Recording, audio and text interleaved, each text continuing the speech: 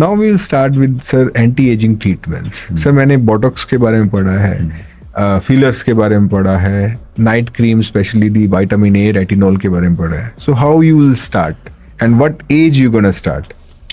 एक बेसिक, अगर आप एक अच्छा रेजीम बनाना चाहते हैं तो अगर आप 30 से अबव हैं तो आप एक रेटिनॉल अच्छी कंपनी का, मेडिकेटेड कंपनीज है ना, ये भी एक तरह से एक डिबेट है, क्योंकि आपको मार्केट में बहुत सारी चीज़ें मिल जाएंगी बहुत ही रिप ऑफ प्राइस पे, है ना, 600 में 400 मतलब ऑफ, जो भी मतलब 70-80% ऑफ। तो बेसिकली रेटिनॉल आपको समझना पड़ेगा, एक कंपाउंड है जो सिर्फ अमेरिका में बनता है, इंडिया में नहीं बनता, वो बाहर से इम्पोर्ट ही होता है।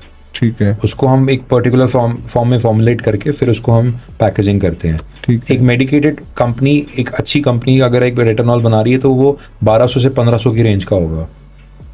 ठीक है, वो एक स्टैंडर्डाइज प्राइस है, किसी भी होने को महंगे भी आते हैं ना, prices you know there is lot of price differentiate, but एक अच्छा ब्रांड आपको 1200 से 1500 में मिल जाएगा। तो एक रेटिनॉल आप 2 से 3 बार लगाना शुरू करिए, है ना, 2 पंप फेस पे और नेक पे और ईयर्स पे रात को।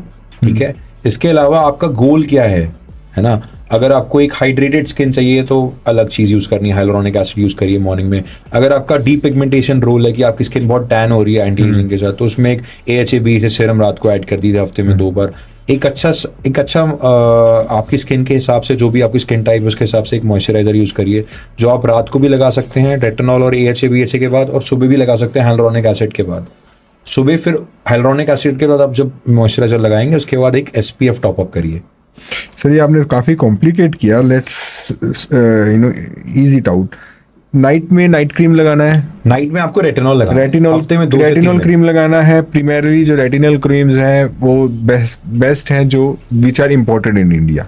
इम्पोर्टेड नहीं बोल रहा मैं रेटिनॉल कंपाउंड इम्पोर्ट होता है। हाँ, सो अच्छी कंपनी की, मतलब अगर 1500 से सस्ती मिल रही है तो they might not be good.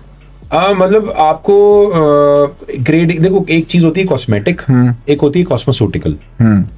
ठीक है, कॉस्मेटिक का क्या होता है, जो ओवर द काउंटर मिलती है, जिसकी आप एड्स देखते हो, जिसकी आप एड में आप इंस्टाग्राम में देखते हो, उसकी पैकेजिंग देखते हो और आपको लगता है ये अच्छा प्रोडक्ट है, आप ले लेते हो। कॉस्मेस्यूटिकल अपनी एड पे नहीं खर्च करेगा, वो अपनी पैकेजिंग पे नहीं खर्च करेगा, वो मटेरियल पे खर्च करेगा।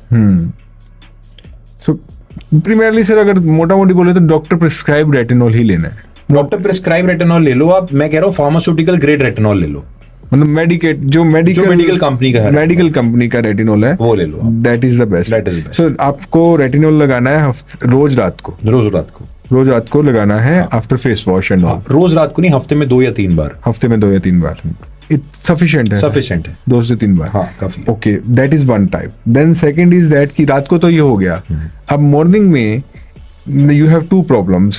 One, your brightening of skin, and second, your sun protection. So अब ये 2 क्रीम एक साथ मिल जाएंगी या अलग अलग होंगी? अगर आपको तीसरा भी रह गया सर, हाइड्रेटिंग मॉइस्चराइजर। यस, अगर आपको स्किन, वही मैं कह रहा हूँ, आपका गोल क्या है? हाँ. आपको अगर डीमेलानाइज करना है, आपको जैसे कालापन अपना ठीक करना है, तो वो आप विटामिन C यूज कर सकते हैं, या फिर आप kojic acid liquorice extract use कर सकते हैं मॉर्निंग में सीरम फॉर्म में। उसके बाद अपना मॉइस्चराइजर लगा के सनस्क्रीन निकाल के निकल सकते हैं घर से। अगर आपको अपना ऑयली स्किन को रेगुलेट करना है, ओपन पोर्स को कम करना है, तो आप अपना नियासिनामाइड यूज कर सकते हैं मॉर्निंग में। उसके साथ में हाइलुरोनिक एसिड यूज कर सकते हैं हाइड्रेट करने के लिए। उसके बाद अपना मॉइस्चराइजर लगाइए, सनस्क्रीन लगाइए और your good to go. Sir 3 क्रीमें कैसे लगाएगा सर? सीरम। हाँ, तो सीरम में मैं आपको एग्जांपल दे रहा हूँ, आप या तो विटामिन C लगाओ, विटामिन C लगाएगा। हाँ सर, एक विटामिन C हो गया या नियासिनामाइड हो गया, that is one part of it. Second is your hydrating which is hyaluronic acid. Third is your sunscreen. मैं वही कह रहा हूँ, the skin regime depends on your.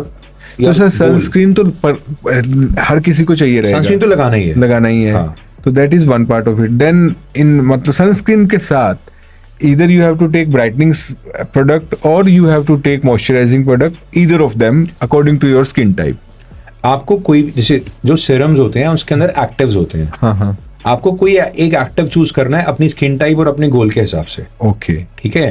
Moisturiser must है, उसके बाद मॉइस्चराइजर मस्ट है। हाँ, तो आप जब निकलेंगे घर से तो आप पहला सीरम का कोट लगाएंगे, फिर मॉइस्चराइजर लगाएंगे, फिर सनस्क्रीन लगा के निकलेंगे। सर ऐसा नहीं पॉसिबल कि सनस्क्रीन में ही ये तीनों चीजें मिल तीनों होती है, ऐसा भी आते हैं सनस्क्रीन, बट उसकी एफिकेसी कितनी है हमें पता नहीं आते हैं ऐसे विटामिन C वाले, हाइलुरोनिक। और फिर ऐसा हो सकता है कि सर आपका सीरम एंड मॉइस्चराइजर कंबाइन हो जाए। यार सब हो सकता है, देखो मैं वही कह रहा हूँ आपको, देखो लाइफ में हर चीज में शॉर्टकट्स है। हाँ, शॉर्टकट का रिजल्ट और लॉन्ग टर्म का रिजल्ट सबको पता है। सो यू वांट टू से कि सर सीरम लगाना जरूरी है? आपकी एक्सपेक्टेशन क्या है, वो सबसे इंपॉर्टेंट है। एक्सपेक्टेशन क्या है? और आप कितना उसमें टाइम, एनर्जी, पैसा खर्च कर सकते हो, वो इंपॉर्टेंट है। परफेक्ट, ठीक है। तो सर ये तो बेसिक ट्रीटमेंट हो गया, ये तो स्टार्ट हो गया। अब किसी को और आगे बढ़ना है सर, नहीं चाहिए फाइन लाइंस, ये जो फोरहेड पे जो फोल्ड है वो नहीं चाहिए, आई क्रोस नहीं चाहिए, यहाँ पे लाइंस नहीं चाहिए नेजल के पास। So what is the next treatment? Next treatment में आपको ये सजेस्ट करूंगा कि आप don't wait till I would say stitch in time saves nine. What happens in our country is like at suddenly there is a tipping point in everyone's aging. एक दिन सुबह उठ के देखोगे कि यार आज तो मैं बहुत बूढ़ा लग रहा हूँ, मैं बहुत बूढ़ी लग रही हूँ। उस दिन जाके अपने डर्मेटोलॉजिस्ट को बोलोगे मेरे को ये ठीक कर दो, मुझे ये ठीक कर दो, मुझे वो ठीक कर दो। So that approach is very wrong, sorry. तो मैं आपको यही सजेस्ट करूंगा, अगर आप सैलून जाते हो, आप ना सैलून के लिए अपने फेशियल कराओगे, हेयर का कोई ट्रीटमेंट कराओगे, ठीक है, तो वो चीजें आपको कोई वैल्यू ऐड नहीं करेंगे। वो एक मोर लाइक अ पैम्परिंग सेशन होता है। आपने फेशियल कराया, 2 दिन का थोड़ा ग्लो रहा, फिर वो खत्म। आपने अपने हेड पे कुछ कराया, स्कैल्प में कुछ कराया, 2 दिन का कुछ था, वो खत्म। It's more like a pampering session. या आपने कलर कर, वो अलग बात होगी। बट मैं आपको ये सजेस्ट करूंगा कि आप ऐसा एक अपना एंटी एजिंग टाइमलाइन बनाइए अपने डर्मेटोलॉजिस्ट के मिलके कि मैं आपके पास साल में 2 या 3 बार आऊंगी, आप मुझे ऐसे प्रोसीजर करिए जो जिसमें डाउन टाइम कम हो और जो मेरी एजिंग को प्रोसेस को एड्रेस करे और कोई वैल्यू ऐड करे। ठीक है, ठीक है। तो आपको बैठ के एक टाइमलाइन बनानी पड़ेगी अगर आप चाहते हैं कि ये सब प्रॉब्लम्स आपको लेटर ना आए। अगर आपको बॉदर करती हैं ये सब प्रॉब्लम्स, ऑफ कोर्स, नहीं करती तो बहुत अच्छी बात है, बहुत अच्छी बात है। बट सर सेकंड ट्रीटमेंट क्या है सर? बोटॉक्स? सेकंड ट्रीटमेंट देखो, हम डायरेक्ट किसी पेशेंट को अगर मैं एंटी एजिंग के लिए आता है, हम किसी को फिलर बोटॉक्स फर्स्ट गो में नहीं बोलते हैं हम, क्योंकि अगर मतलब ऑब्वियसली अगर वो ले रहे हैं पहले से तो अलग बात है। बट अगर पहली बार कोई आता है, उसको कुछ उसने आज तक कोई एंटी एजिंग ट्रीटमेंट नहीं लिया हुआ, तो हम उसको थोड़ा सा स्किन पहले प्राइम करते हैं।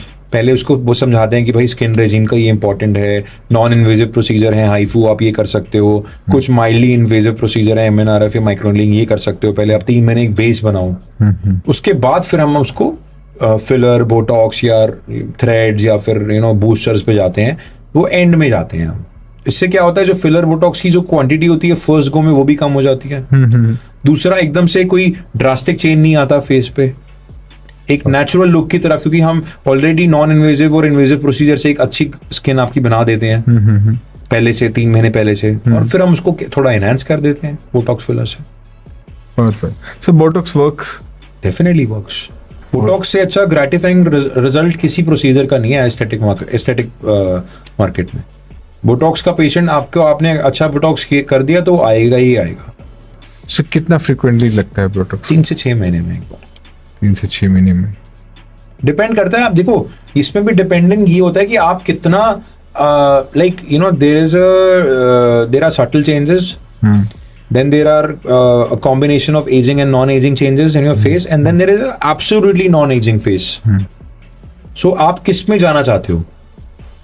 आपका बोटॉक्स थोड़ा सा वेयर ऑफ हो रहा है, आपको दिख रहा है, बट आपको वो लुक अच्छी है लग रही है, तो कोई प्रॉब्लम नहीं है, थोड़ा लंबा खींच सकते हो आप खींच सकते हो। अगर आपको बिल्कुल भी रिंकल पसंद नहीं आ रहे, आप 3 महीने में टॉप अप कर रहे हो, कल कुछ लोग 2.5 महीने में आ जाते हैं टॉप अप करने, जिनको बिल्कुल पसंद नहीं है रिंकल अपने फेस पे। टोटली कोई नुकसान? बोटॉक्स FDA अप्रूव्ड है ऑलमोस्ट, मतलब अब 35 साल से मार्केट में है, 30 साल हो गए हैं। 1987 में फर्स्ट स्टार्ट हुआ था, 40 साल हो गए मार्केट में ऑलमोस्ट, है ना। तो आप देख सकते हो कि कोई ऐसा वो है नहीं। और फिलर को भी 20 साल हो गए हैं, कोई ऐसा वो नहीं। सर फिलर और बोटॉक्स में फर्क क्या है? फिलर एक कंपाउंड है, जैसे फिलर बहुत टाइप के होते हैं, permanent, semi permanent, permanent, whatever. India में आज ज्यादातर आपको डिसॉल्वेबल हाइलुरोनिक एसिड फिलर्स चलते हैं। हाइलुरोनिक एसिड ग्राउंड सब्सटेंस है आपकी स्किन का, आपकी स्किन में मिलता है। तो जितना भी सपलनेस होती है बॉडी में, जो आपके चीक्स में, फेस में दिखता है, वो हाइलुरोनिक एसिड होता है। ठीक है। टॉपिकली भी इसको कुछ लोग लगाते हैं, बट वो डिबेटेबल है कि वो एब्जॉर्ब होता है कि नहीं होता। 1-2 स्कूल ऑफ थॉट्स हैं उसमें। बट जो आप इंजेक्ट करते हो वो हाइलुरोनिक एसिड उसको बोलते हैं फिलर। Hmm. और बोटॉक्स तो एक ब्रांड है ना, it's not Botulinum actually. Botulinum बोलते हैं उसको। तो वो बोटुलिनम बेसिकली एक प्रोटीन है, प्रोटीन ठीक है, एक तरह से एक पेप्टाइड है जो आपके स्नैप प्रोटीन, मतलब एक जगह आपके न्यूरोमस्कुलर जंक्शन में, हाँ, जो न्यूरोमस्कुलर जंक्शन पे आपके वहाँ पे ब्लॉक करता है और आपके रिंकलिंग प्रोसेस को थोड़ी दिन रोक देता है। तो सर अब एंटी एजिंग को अगर मैं समराइज करूँ दिस 5-10 मिनट का talk, first is your diet which is primarily like you have to take less sugar, less edible oils, less inflammatory food like gluten or lactose, more healthy diets, fruits and etc etc. Second is you start your anti-aging protocol probably after 30 year of age with some night cream of vitamin A, and maybe in the morning you can start with some hydrating serums or moisturizer. Sunscreen is something which is must.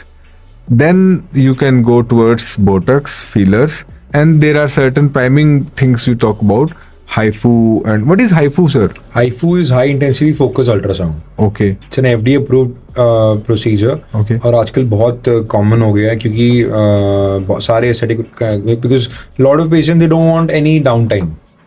Injection नहीं लगवाना, कुछ invasive नहीं करवाना, तुरंत अभी on the spot थोड़ा बहुत result भी आ जाए और लॉन्ग लास्टिंग भी रहे, तो हाइफू उसके लिए परफेक्ट है।